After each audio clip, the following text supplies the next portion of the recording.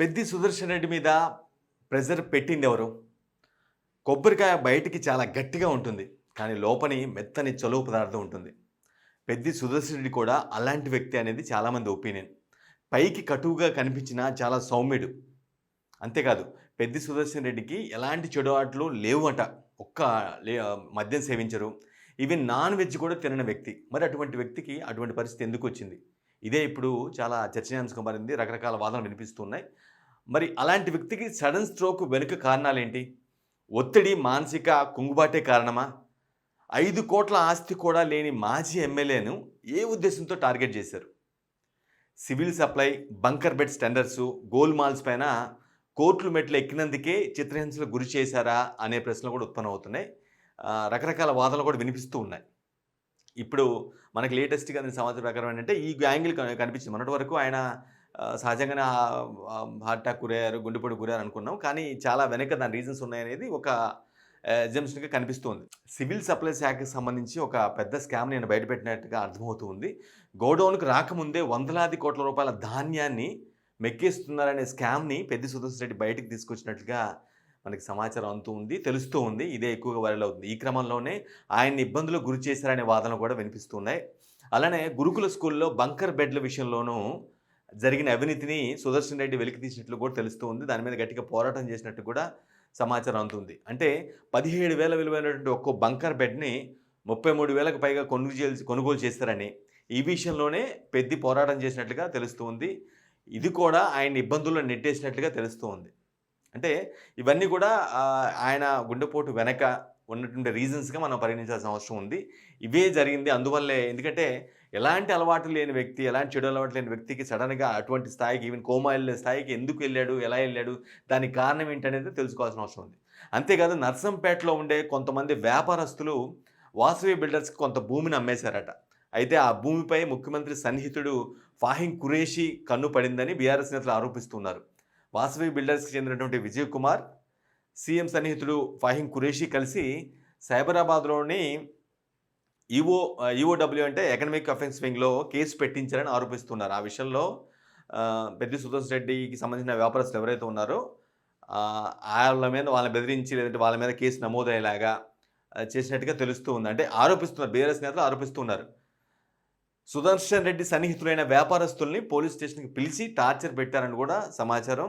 అంతేకాదు ఆ కేసులో పెద్ది సుదర్శన్ రెడ్డిని కూడా ఇంక్లూడ్ చేయాలని వాళ్ళని వేధించినట్లుగా ఆయన చెందినటువంటి వ్యాపారస్తులు ఎవరైతే ఉన్నారో పెద్ది సుదర్శన్ రెడ్డికి సంబంధించినటువంటి వ్యాపారస్తులు వారిని కూడా వేధించినట్టుగా గులాబీ దళం ఆరోపిస్తుంది. ఈ కేసుల్లో ఆయన్ని నిందితుడిగా చేర్చాల్సిందే, పెద్ది సుదర్శన్ రెడ్డి కూడా నిందితుడిగా చేర్చాలనే ప్లాన్ వేసుకున్నట్లు కూడా వీళ్ళు ఆరోపిస్తున్నారు. ఈ విషయంలో even Peddi Sudarshan Reddy, CV Anand DGP కూడా ఫోన్ చేసినట్లు కూడా తెలుస్తుంది. అయినప్పటికి కూడా ఫలితం లేదని, తన చేతిలో ఏమీ లేదని సివి ఆనంద్ చెప్పినట్టుగా బీఆర్ఎస్ నేతలు ఆరోపిస్తున్నారు. అంతా ఫాహిం ఖురేషీ ముఖ్యమంత్రి కార్యాలయమే చూస్తుంది అని చెప్పి సివి ఆనంద్ కూడా చేతులు దులిపేసుకున్నారు అనే వాదనలను బీఆర్ఎస్ నేతలు వినిపిస్తున్నారు. అఫ్కోర్స్ ఇందులో ఎంత వాస్తవమో తెలియదు కానీ స్వయంగా ప్రెస్ మీట్లు పెట్టాలో ఈ విషయం చెప్తున్నారు. ఈ క్రమంలోనే పెద్ది సుదర్శన్ రెడ్డి తీవ్ర ఒత్తిడికి గురైనట్టుగా గుండెపోటు వచ్చిందనే వాదన కూడా బలంగా వినిపిస్తున్నాయి, తెరపైకి వస్తున్నాయి.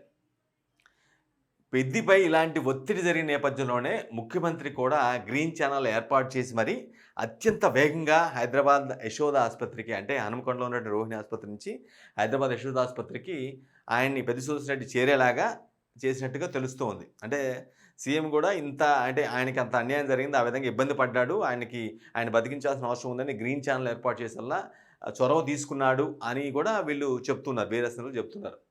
ఒకవేళ ఆయనకి ఏదైనా జరిగితే మాత్రం జరగరానిది ఏదైనా జరిగితే మాత్రం దానికి కారణమైన వ్యక్తులందరినీ కూడా కఠినంగా శిక్షించాలని పెద్ది సుదర్శన్ రెడ్డి అనుచరులు, అభిమానులు డిమాండ్ చేస్తున్నారు. లేదంటే ఉద్యమాన్ని కూడా ఉద్యమిస్తామని హెచ్చరిస్తున్నారు. బేసిక్‌గానే ఆయన ఉద్యమకారుడు కాబట్టి 2004 నుంచి తెలంగాణ ఉద్యమంలో చాలా బిజీగా ఉన్నారు. చాలా పోరాటం చేశారు కాబట్టి కేసీఆర్‌కి చాలా దగ్గర ఉన్నటువంటి వ్యక్తి.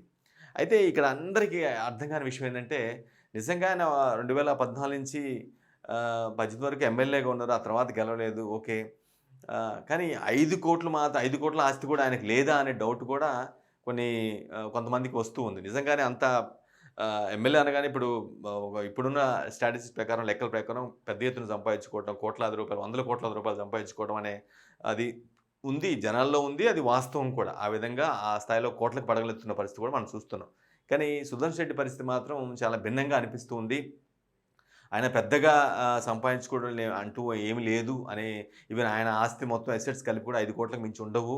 ఎక్కువ ఉద్యమం కోసమే పాటుపడ్డాడు. పెద్దగా ఏది ఆశించడు, కోరుకోడు. చెడు అలవాట్లు, ఎలాంటి చెడు అలవాట్లు లేని వ్యక్తి. ఆ వ్యక్తిని ఇట్లా ఈ విధంగా చేశారని బీఆర్ఎస్ నేతలు చాలా ఆరోపిస్తున్నారు. ఆఫ్‌కోర్స్ ఇందులో ఎంత మేరకు వాస్తవం ఉందనేది మాత్రం ఇంకా తెలియాల్సి ఉంది. బట్ ఆయన సేఫ్ సైడ్, ఆయన సేఫ్‌గా యశోద ఆసుపత్రిలో చికిత్స పొందుతున్నారు. రావాలి, సేఫ్‌గా బయటికి రావాలని చాలామంది కోరుకుంటున్నారు. ముఖ్యంగా బీఆర్ఎస్ నేతలందరూ కూడా ఆసుపత్రికి క్యూ కట్టి వాళ్ళని పరామర్శించడం కావచ్చు, ఆయన చూడటం కావచ్చు, డాక్టర్స్‌తో మానిటర్ చేయడం గాని ఇదంతా కూడా జరుగుతూ ఉంది. బట్ నిజంగా అటువంటి అసలు ఎటువంటి చెడ్డ అలవాటు లేదు, ఎటువంటి అవినీతి అక్రమాలకు పాల్పడలేదు.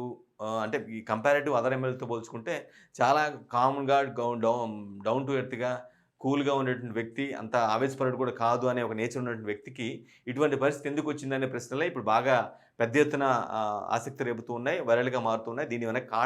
దీని వెనక కారణాలు కూడా ఆరాధీసే పనిలో పడ్డారు. మనకందిన సమాచారం ప్రకారం సివిల్ సప్లైలో జరిగినటువంటి ఒక స్కామ్ కావచ్చు, లేదంటే బంకర్ బెడ్స్ అంటే స్కూల్ ఎడ్యుకేషన్‌లో గురుకుల పాఠశాలలో వాడేటువంటి బంకర్ బెడ్స్ ఏవైతే ఉంటారో వాటికి సంబంధించిన స్కామ్ కావచ్చు. ఇలా కొన్ని వాసవి కన్‌స్ట్రక్షన్‌కి సంబంధించినటువంటి ఒక భూమి దాని గురించి కావచ్చు. వీటికి వ్యతిరేకంగా పోరాడిన నేపథ్యంలోనే ఆయనకి ఈ విధంగా ఒత్తిడి తీసుకొచ్చి హింసించారని, ఎకనామికల్ ఆఫెన్స్ వింగ్ అనే ఆ సెక్షన్ నుంచి, ఆ విభాగం నుంచి కేసులు కూడా నమోదయ్యేలా చేశారని, ఆయన పీఏలు కావచ్చు, ఆయనకు సంబంధించిన అనుచరుల మీద కూడా కేసులు వాంటెడ్‌గా పెట్టారని మాత్రం బీఆర్ఎస్ నేతలు బలంగా ఆరోపిస్తున్నారు.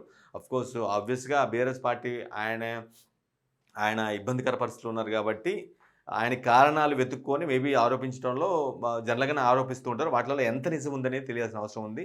ఆయనకి ఆ పరిస్థితి ఎవరు కల్పించారు, ఆ వ్యక్తులు కూడా ఎవరో కూడా తేలాల్సిన అవసరం అయితే ఖచ్చితంగా ఉంది. సౌమ్యుడు, నిదానస్తుడు, ఉద్యమంలో చాలా పాటుపడిన వ్యక్తికి ఆ పరిస్థితికి ఎలాంటి చెడు అలవాట్లు లేని వ్యక్తి, ఈవెన్ నాన్ వెజ్ కూడా తినని వ్యక్తికి అంత తీవ్రస్థాయి కోమాలోకి వెళ్ళే పరిస్థితి ఎందుకొచ్చిందనేది మాత్రం చాలా అంటే చాలా అందరిలోనూ ఆసక్తిని రేపుతుంది. దీనికి సంబంధించి ఖచ్చితంగా ఒక విచారణ కూడా జరిగి ఆయన ముందు సేఫ్‌గా ఆసుపత్రి నుంచి బయటికి రావాలి. నెక్స్ట్ ఆ పరిస్థితికి కారణమైనటువంటి వ్యక్తులందరూ కూడా శిక్షించబడాల్సిన అవసరం అయితే కనిపిస్తూ ఉంది.